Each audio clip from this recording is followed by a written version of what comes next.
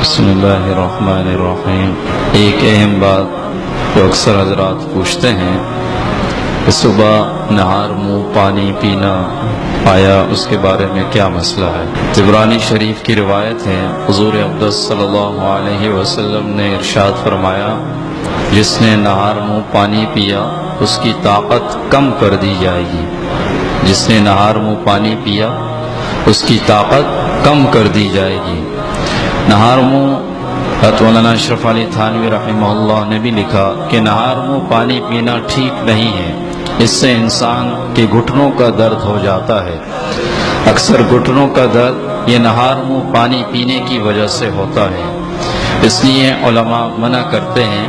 بلکہ امام شافعی رحمہ اللہ فرماتے ہیں کہ چند چیزیں ایسی ہیں جو انسان کے بدن کو کمزور کر دیتی ہیں، انسان کے بدن کو کمزور کر دیتی ہیں۔ اس میں حضرت نے یہ لکھا کہ بیت الخلاء سے فارغ ہونے کے بعد پانی پینا، اس سے بھی انسان کا بدن کمزور ہو جاتا ہے۔ اسی طرح نہار منہ پانی پینا، اس سے بھی انسان کا بدن کم ہو جاتا ہے، کمزور ہو جاتا ہے۔ اور اسی طرح بہت زیادہ سوچ و بچار رکھنے والا، غم رکھنے والا آدمی، فکر رکھنے والا آدمی، تو فرمایا کہ اس انسان کا بدن بھی اس سے کم ہو جاتا ہے۔ بدقسمتی سے آج سے 35 سال پہلے تک یہ نہیں تھا، لیکن آج سے 35 سال پہلے یہ ایک بات پھیل چکی ہے کہ نہار منہ پانی پیا کرو، اور اس سے بدن کے اندر تقویت آتی ہے، اور نہار منہ پانی پینا اچھا ہے۔ بلکہ بعض لوگ اسے سنت سمجھتے ہیں، بعض لوگ اسے سنت سمجھتے ہیں۔ ایک حکیم ہے، میں ان کا نام نہیں لینا چاہتا، ان کا انتقال ہوا، انہوں نے بڑی اچھی بات کہا کہ نہار منہ پانی پینے کی بات بھی انگریزوں کی طرف سے آئی ہے، اور در حقیقت یہ ہمارے فوجیوں کے لیے ہے، ہمارے لیے نہیں، کہ وہ نہار منہ پانی پیئیں گے تو ان کے بدن کمزور ہوتے جائیں گے، ان کے بدن کمزور ہوتے جائیں گے۔ کئی در حقیقت ان کے لیے یہ بات آئی تھی۔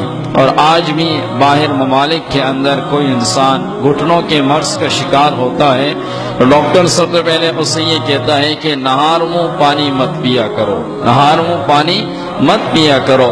اس لیے اگر نہار منہ پانی پینا بھی ہو تو حضرت مولانا اشرف علی تھانوی رحمہ اللہ نے اس کا ایک حل یہ بھی لکھا ہے کہ آپ اپنی ناک پکڑ لیں اور سانس ناک کے ذریعے نہ لیں، اور گھونٹ گھونٹ پی کر پانی پی لیں۔ ایک گھونٹ لے لیں، پھر اس کے بعد پانی پیئیں، سانس ناک کے ذریعے نہ لیں۔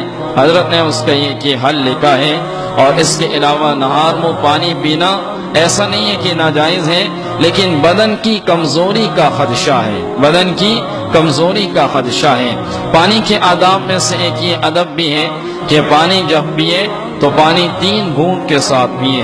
رسول اللہ صلی اللہ علیہ وسلم پانی پیتے وقت 3 گھونٹ پانی کے پیا کرتے تھے، چاہے پانی ہو یا کوئی اور مشروبات ہو، اور سانس لیا کرتے تھے درمیان میں، اور وہ سانس بھی اس برتن کے اندر نہیں، بلکہ ایک گھونٹ پیا اور برتن علیحدہ کیا اپنے منہ سے، پھر سانس لیا، پھر دوسرا گھونٹ پیا، پھر اس کے بعد علیحدہ کیا، پھر تیسرا گھونٹ پیا۔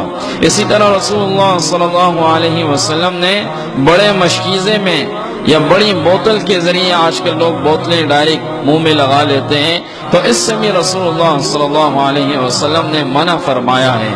بڑے مشکیزے کو یا بڑی چیز کو منہ کے سہارے لگا کر اور اس سے پانی پینا، اس سے بھی اللہ کے نبی صلی اللہ علیہ وسلم نے منع فرمایا ہے۔ تو پانی کے چند آداب ہیں، اس میں سے ایک یہ بھی ہے کہ انسان بیٹھ کر پیے۔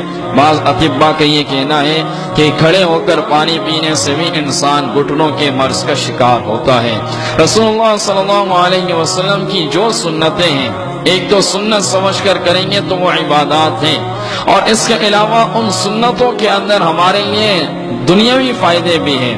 ان سنتوں پر عمل کرنے کی وجہ سے مختلف اقسام کی جو امراض ہیں اس سے بھی ہم بچ سکتے ہیں اگر ہم ان سنتوں پر عمل کرنے والے بن جائیں۔ اللہ رب العزت سے دعا ہے کہ اللہ رب العزت ان باتوں پر عمل کی توفیق عطا فرمائے۔